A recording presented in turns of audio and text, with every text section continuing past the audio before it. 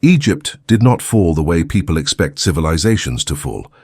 There was no single invasion that erased it, no final war that ended everything at once, no moment where the world suddenly realized something ancient had vanished. Egypt ended differently. It continued, until continuation itself became a kind of disappearance.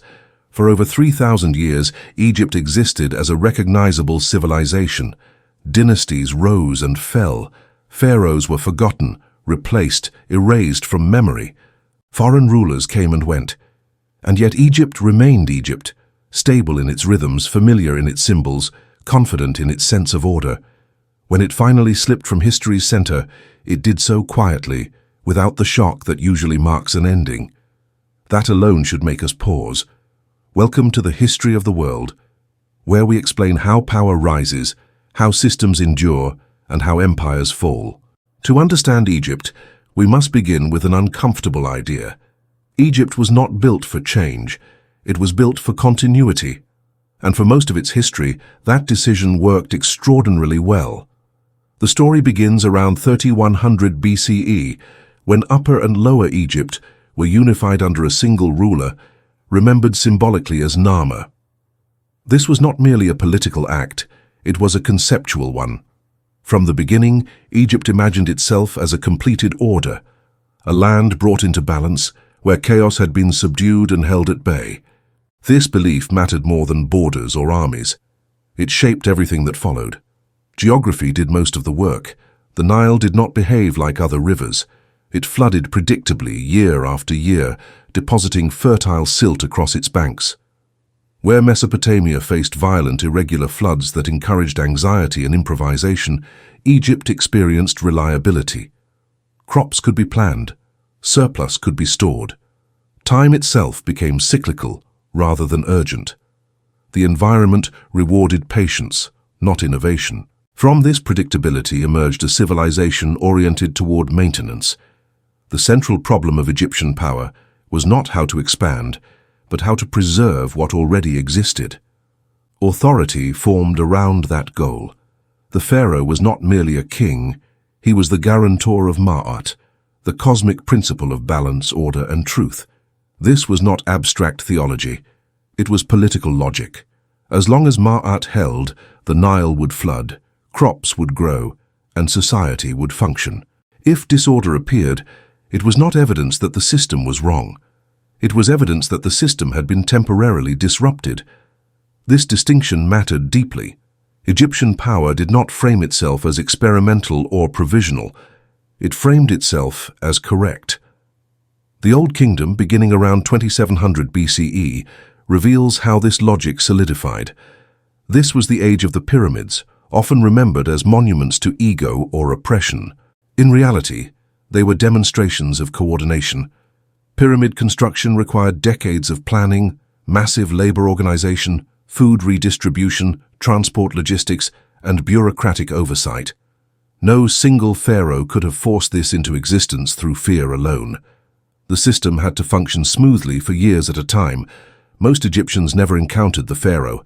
They encountered scribes, overseers, and administrators who translated cosmic order into daily routine. Grain was taxed, labor was scheduled, records were kept. Power moved through process, not spectacle. Obedience did not feel imposed. It felt expected. At the time, this seemed natural. It was. Egypt did not rely on constant military mobilization to enforce authority.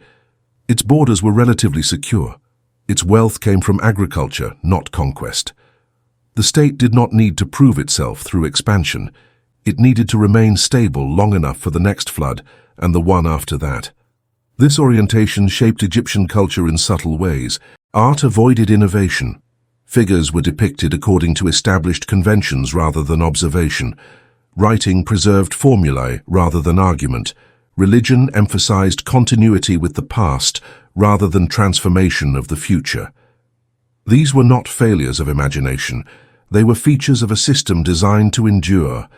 But beneath this surface, a quiet vulnerability existed.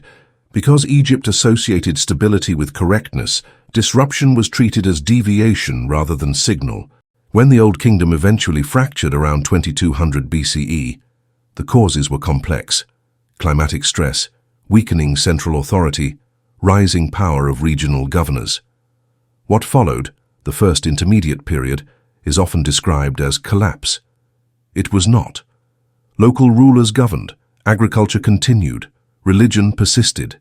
The worldview did not break. What failed was coordination. The center thinned, but the system remained intact enough to survive. This pattern would repeat. The Middle Kingdom restored central authority without reinventing it. Pharaohs reasserted control, strengthened administration, and reconnected the state to its provinces. Order returned. The lesson drawn was clear. Egypt did not need to change. It needed to return to itself. By the time of the New Kingdom, beginning around 1550 BCE, Egypt had learned how to respond to external pressure. Foreign invasions by the Hyksos had exposed vulnerabilities. Egypt adapted just enough. It built a professional army. It expanded its influence into Nubia and the Levant. Pharaohs like Hatshepsut and Thutmose III projected power beyond the Nile. But even at its height, Egypt did not fundamentally reimagine itself. Expansion was treated as protection, not transformation. Wealth flowed inward. Rituals continued unchanged. Pharaohs still ruled as divine constants in an ordered universe. Success reinforced the belief that the system was complete. At the time, this seemed reasonable. It wasn't. Because while Egypt preserved itself, the world around it changed. New powers emerged with different assumptions. Empires that valued speed, adaptation, and innovation began to dominate. Trade networks expanded. Warfare evolved. Political systems grew more flexible, more aggressive, more experimental. Egypt remained wealthy. It remained functional. But it no longer set the terms. In the centuries that followed, Egypt would be conquered repeatedly by Assyrians, Persians, Greeks, and Romans. And yet, life along the Nile continued much as before. Temples operated, priests performed rituals, the land remained fertile. Foreign rulers adopted Egyptian titles and customs rather than replacing them. Egypt did not collapse, it became background. This is the quiet ending most histories miss. Civilizations do not always fall because they fail. Sometimes they endure so successfully that they lose relevance. Their systems remain intact, but no longer decisive. Power flows through them rather than from them. Egypt's greatest strength, like continuity, became its limitation. By the time Egypt began to lose control of its own fate, very little appeared to be going wrong. The land was still fertile, the Nile still flooded, temples still functioned, priests still recited the same words that had been spoken for centuries. From the perspective of daily life, Egypt worked, and because it worked, there was no urgency to rethink it. This was the strength of the system, and the trap. During the late period, beginning around the 7th century BCE, Egypt increasingly found itself governed by outsiders. Assyrians arrived first, imposing control briefly and brutally, then departing. Persian rulers followed, governing Egypt as a province within a much larger imperial framework. Later still came Alexander, and after him the Ptolemies, who ruled Egypt from Alexandria while presenting themselves as pharaohs in the old tradition. What is striking is not how often Egypt was conquered, but how little it changed when it was. Foreign rulers did not dismantle Egyptian systems, they adopted them. Persian kings respected temple authority. Greek rulers funded traditional rituals. Roman governors relied on the existing bureaucracy to extract grain and maintain order. Egypt remained administratively intact because its structures were still useful. The system endured not because it resisted power, but because it accommodated it. At the time, this seemed like resilience. It was something else. Power no longer originated in Egypt, it passed through it. This distinction is subtle but decisive. Egypt was no longer shaping the wider world. It was sustaining itself within a world shaped by others. Its institutions continued to function, but they did not adapt fast enough to regain initiative. Continuity preserved identity, but it limited flexibility. Meanwhile, the nature of power elsewhere was changing.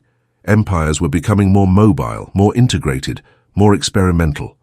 Authority relied less on sacred permanence and more on coordination across distance.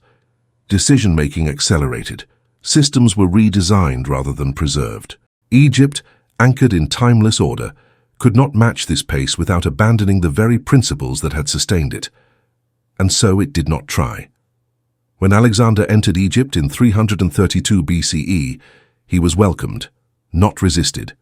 He was crowned pharaoh, offered legitimacy within the ancient framework. For Egypt, this was not submission, it was incorporation. Another ruler had come to maintain Ma'at. The ritual continued. The world moved on. Under Roman rule, Egypt became one of the most valuable provinces in the empire. Its grain-fed cities far beyond the Nile. Its wealth sustained distant capitals. Administratively, it remained efficient. Culturally, it remained recognizable. Politically, it was no longer central. Egypt did not end with a final crisis. It ended with a transfer of relevance. Over time, even its religious systems faded. Christianity spread. Later, Islam reshaped the cultural landscape. Temples fell into disuse. Hieroglyphs ceased to be read. The ancient worldview did not collapse in rebellion or revolt. It was replaced quietly, as new systems offered meaning that aligned better with a changing world. What remained were monuments. This is the final irony of Egypt. The civilization most devoted to permanence left behind ruins that appear eternal, even as the system that created them dissolved without spectacle. The pyramids endure. The worldview that justified them does not. History often teaches us to look for collapse, for fire, conquest, or catastrophe. Egypt offers a different lesson. A civilization can survive disruption, invasion, and political failure for millennia. It can function smoothly, preserve identity, and maintain order, and still fade from power. Because endurance alone is not dominance. Egypt lasted because it was stable. It faded because it was stable. Its system worked so well that it could not easily become something else.